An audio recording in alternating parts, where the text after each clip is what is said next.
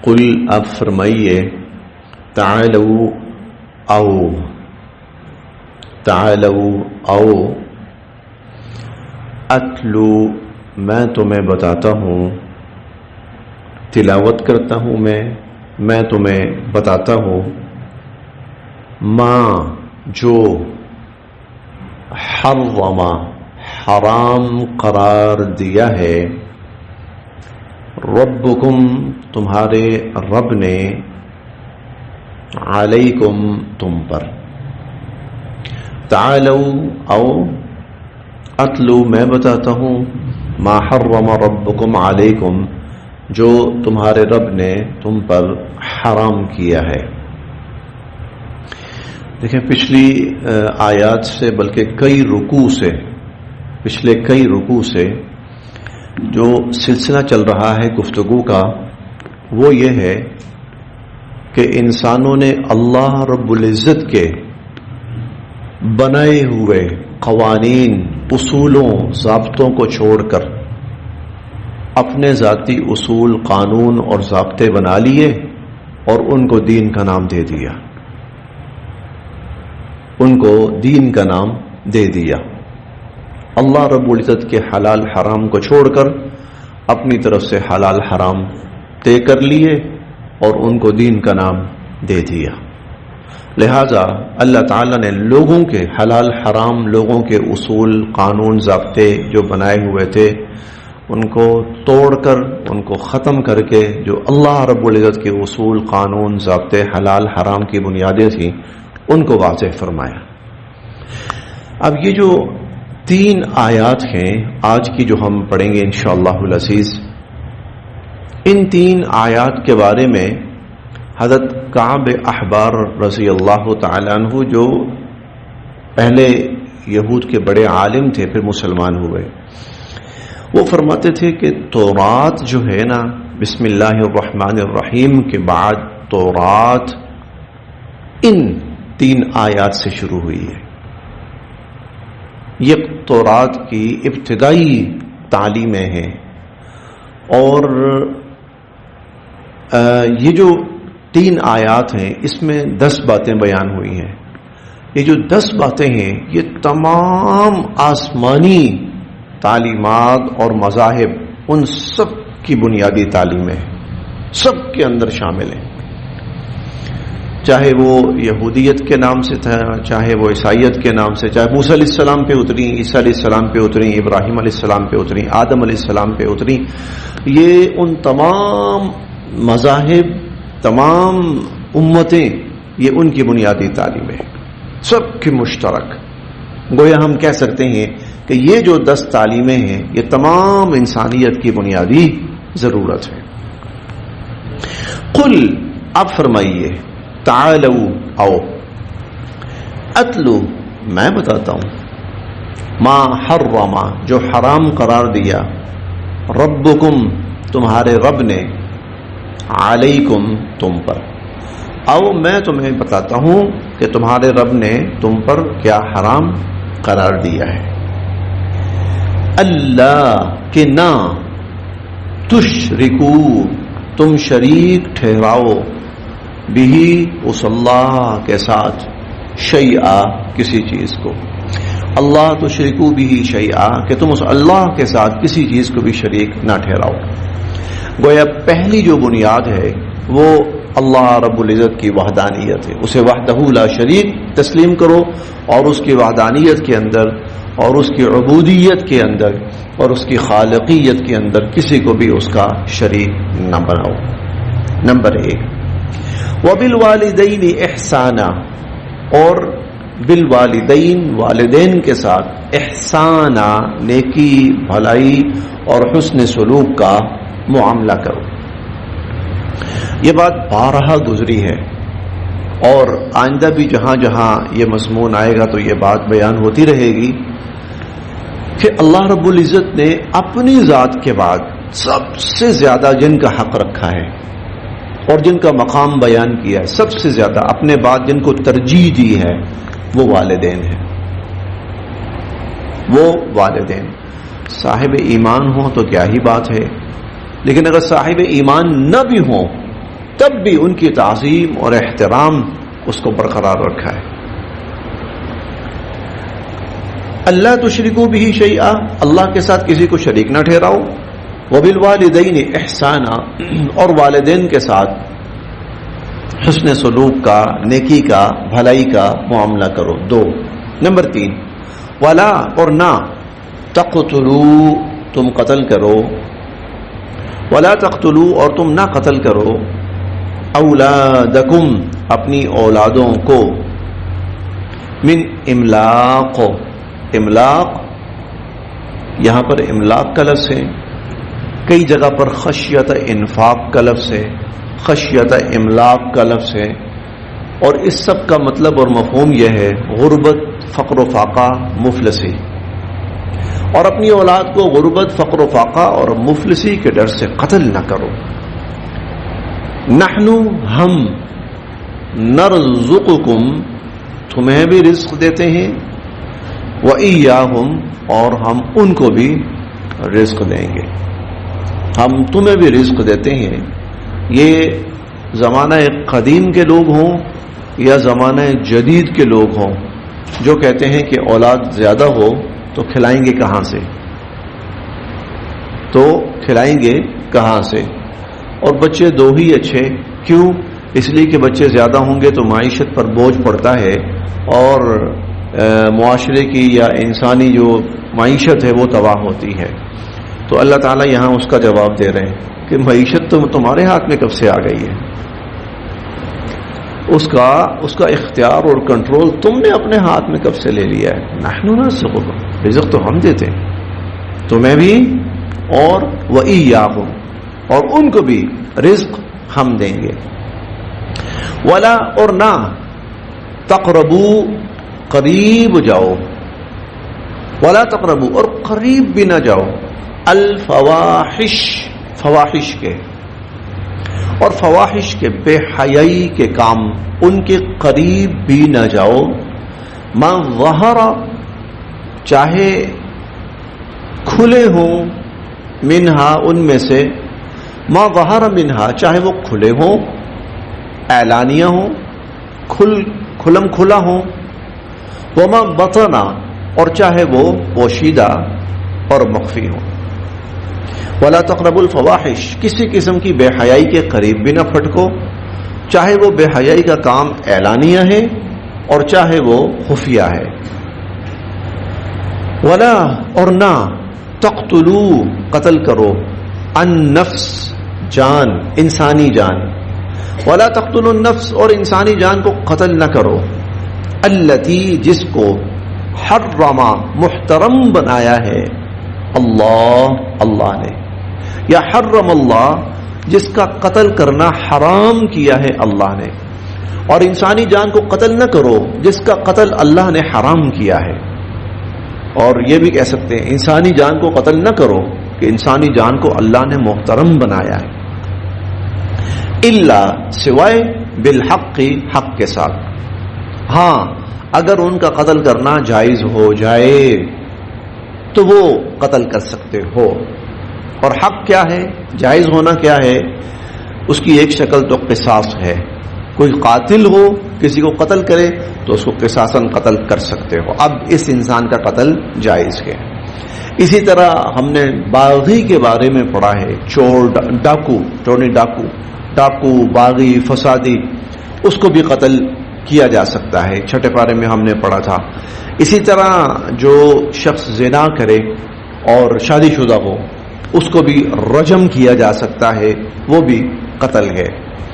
کچھ اور بھی صورتیں ہیں. تو یہ تو ہے جائز لیکن اس کی وجہ کیا ہے کہ یہ شخص کسی نہ کسی وجہ سے اپنی جان کا احترام یا اپنی جان کی حرمت کھو بیٹھا ہے. ورنہ عمومی طور پر کسی انسان کو قتل نہ کرو. ولا تقتلوا النفس التي حرم الله الا بالحق. اور اللہ تعالی نے جس انسانی جان کو محترم بنایا ہے اسے قتل نہ کرو. ذالکم، یہ وصاکم بہ، یہ ہیں وہ باتیں جن کی اللہ تمہیں تلقین فرما رہے ہیں، وصیت فرما رہے ہیں. لعلکم، تاکہ تم تعقلون، عقل سے کام لو. اللہ تعالیٰ تمہیں ان چیزوں کی تلقین فرما رہے ہیں، وصیت فرما رہے ہیں تاکہ تم عقل سے کام لو. ولا اور نہ، 5 چیزیں ہو چکی ہیں. یہ ایک شرک، ایک والدین کے ساتھ نیکی بھلائی، اور ایک اولاد کو قتل، اور چوتھا بے حیائی اور فواحش، اور 5واں انسانی جان کا قتل. 5 چیزیں. نمبر 6 ولا اور نہ تقربو قریب جاؤ مال الیتیم، یتیم کے مال کے، اور یتیم کے مال کے قریب نہ جاؤ. قریب نہ جاؤ کا مطلب کہ کسی طرح اس کے مال پہ قابض ہو جاؤ، کسی طرح اس کو ہڑپ کر لو، نہ، اس ارادے اور اس نیت سے اس کے مال کے قریب بھی نہ جاؤ.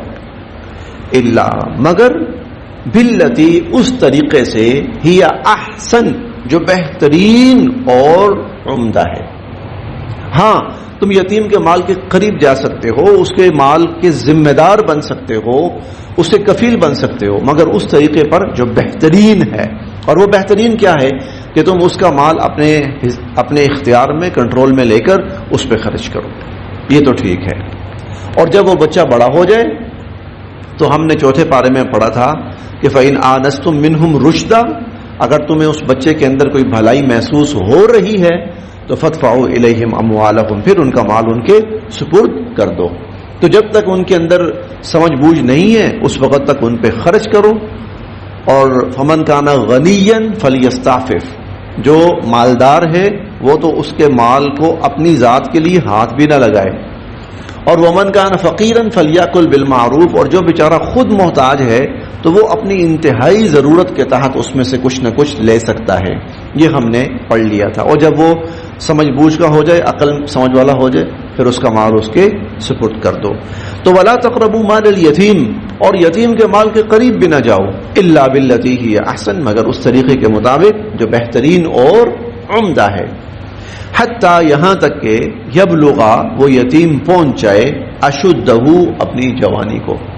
حتیٰ کہ وہ اپنی بلوغت کو یا اپنی جوانی کو پہنچ جائے، پھر اس کا مال اس کے حوالے کر دو.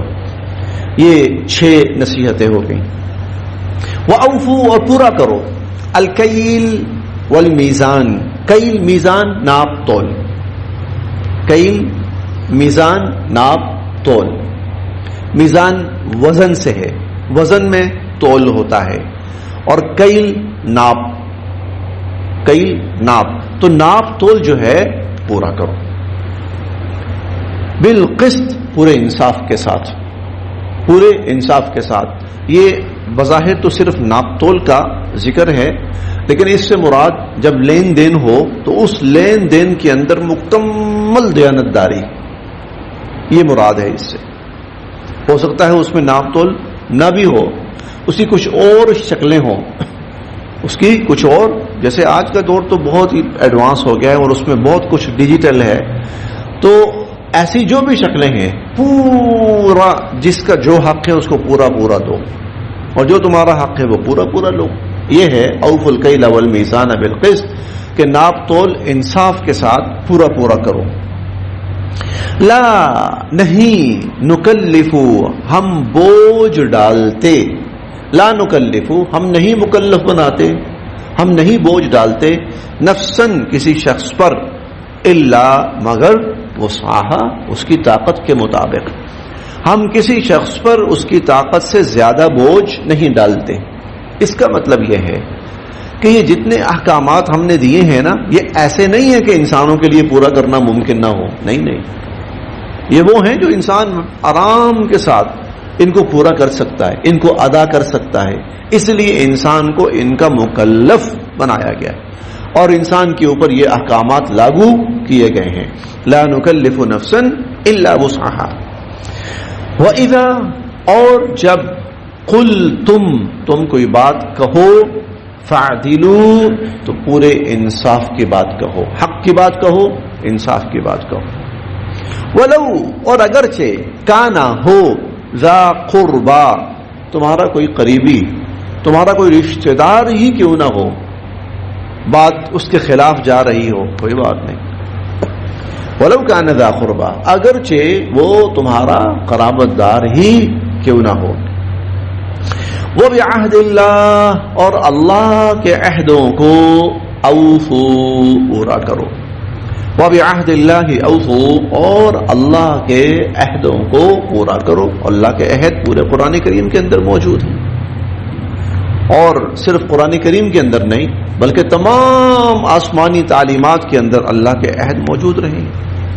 وبعہد اللہ اوفو، اور اللہ کے عہدوں کو پورا کرو، اور اس میں سے ایک بڑا عہد تو وہ بھی ہے کہ جو بالکل ازل کے اندر انسانوں سے لیا گیا تھا، اللہ کی ربوبیت کا۔ ذالکم، یہ ہیں وہ باتیں، وصاکم، تمہیں حکم دے رہے ہیں اللہ تعالیٰ، تمہیں تلقین کر رہے ہیں، تمہیں وصیت کر رہے ہیں، بہی، جن کی، یہ ہیں وہ باتیں اللہ تعالیٰ تمہیں جن کی وصیت اور تلقین کر رہے ہیں، لعلکم، تاکہ تم تذکرون، نصیحت حاصل کرو، تاکہ تم نصیحت حاصل کرو۔ وَأَنَّ، یہ 10ویں بات ہے، یہ 10ویں بات ہے، وَأَنَّ، اور بے شک، ہَذَا، یہ، صِرَاطِی، میرا راستہ ہے، مستقیماً، سیدھا، یہ ہے میرا سیدھا راستہ، فَاتَّبِعُوهُ، بس تم اسی کو اختیار کرو، تم اسی کی پیروی کرو، تم اسی کی اتباع کرو، تم اسی کو قبول کرو، تم اسی کو اختیار کرو۔ ولا، اور نہ، تتبعوا، تم پیچھے لگنا، ولا تتبعوا، اور نہ تم پیچھے لگو، نہ تم چلو، نہ تم اختیار کرو، السبل، اور راستے، اور جو راستے ہیں یعنی اللہ کے راستے سے ہٹ کر جو راستے ہیں وہ راستے قطعاً اختیار نہ کرو، وہ راستے قطعاً قبول نہ کرو، ان راستوں پہ قطعاً نہ چلو۔ ولا تتبعوا السبل، اور راستوں کو اختیار نہ کرو، فتفرق، ورنہ وہ دور کر دیں گے، الگ کر دیں گے، جدا کر دیں گے، بکم، تمہیں، عن سبیلہ، اللہ کی راہ سے۔ یعنی یہ نہیں ہو سکتا کہ تم اور راستے بھی لے کے چلو اور اللہ کا راستہ بھی لے کے چلو، یہ نہیں ہو سکتا۔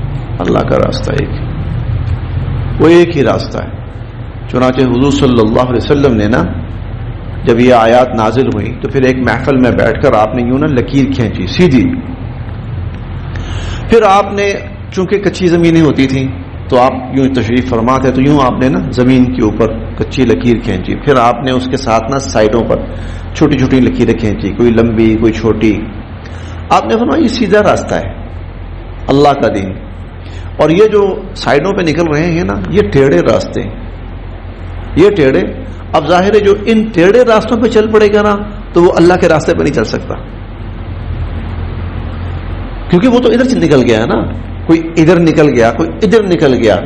یہ نہیں ہو سکتا کہ بندہ کہے کہ میں اور راستوں پر بھی چلتا رہوں اور اللہ کے راستے پر بھی چلتا رہوں۔ جب اور راستوں پہ چلے گا تو اس کو لا محالہ اللہ کا راستہ چھوڑنا پڑے گا۔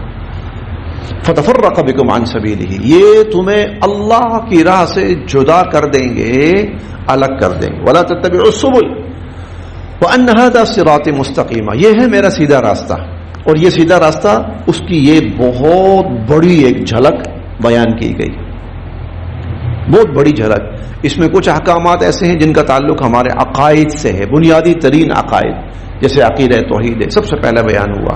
اس میں کچھ احکامات وہ ہیں جن کا تعلق ہماری معاشرت کے ساتھ ہے، ہماری معاشرت کے ساتھ ہے، اور مثال کے طور پر جیسے والدین کے ساتھ نیکی اور بھلائی، اور انسان اپنی اولاد کو قتل نہ کرنا، اور بے حیائی اور برائی کے کاموں سے، مطلب معاشرت سے ان کا تعلق۔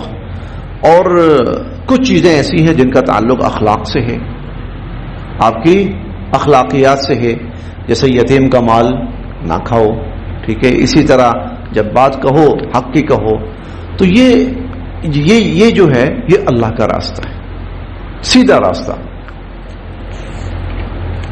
وَأَنَّ هَذَا صِرَاطِي مُسْتَقِيمًا، یہ ہے میرا سیدھا راستہ، فَاتَّبِعُوهُ، اسی پہ چلو، وَلَا تَتَّبِعُوا السُّبُلَ، اور راستوں پہ نہ چلو، فَتَفَرَّقَ بِكُمْ عَنْ سَبِيلِهِ، ورنہ وہ تمہیں اللہ کی راہ سے جدا کر دیں گے۔ ذَلِكُمْ وَصَّاكُمْ بِهِ، اللہ تعالیٰ تمہیں ان چیزوں کا حکم دے رہے ہیں، لَعَلَّكُمْ، تاکہ تم تتقون، پرہیزگار ہو جاؤ، تاکہ تم پرہیزگار ہو جاؤ. ثم پھر آتینا دی ہم نے موسیٰ حضرت موسیٰ علیہ السلام کو الکتاب کتاب. پھر ہم نے موسیٰ علیہ السلام کو کتاب عطا کی.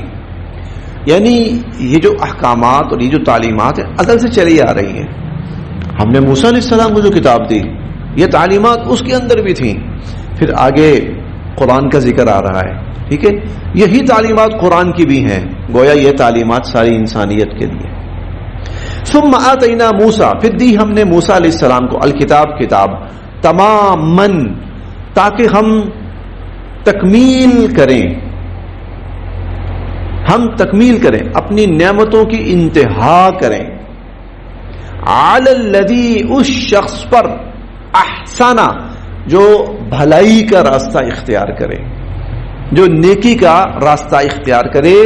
ہم نے یہ کتاب اس لیے دی موسیٰ علیہ السلام کو تاکہ لوگ اس پر عمل کریں, اور جب لوگ اس پر عمل کریں گے تو اللہ پاک ان پر اپنی نعمتوں کی انتہا کریں گے. وتفصیلاً اور بڑی وضاحت تھی, ڈیٹیل تھی, تفصیل تھی اس کتاب کے اندر لکل شیء ہر چیز کی, اور اس کے اندر ہر چیز کی تفصیل موجود تھی. وہدا اور وہ سراسر ہدایت تھی. ورحمہ اور وہ باعث رحمت تھی, وہ باعث جو لوگ اس پہ عمل کریں گے اللہ کی رحمتیں اتریں گی ان پر. لعلہم تاکہ لوگ بلقاء ربہم اپنے رب کی ملاقات پر یؤمنون ایمان لائیں. لعلہم بلقاء ربہم یؤمنون تاکہ لوگ اپنے رب کی ملاقات پر یعنی آخرت پر ایمان لائیں. ہم نے اس لیے بھی کتاب اتاری تھی تاکہ لوگوں کی دنیا بھی ٹھیک ہو, تاکہ لوگوں کی آخرت بھی ٹھیک ہو. بس یہاں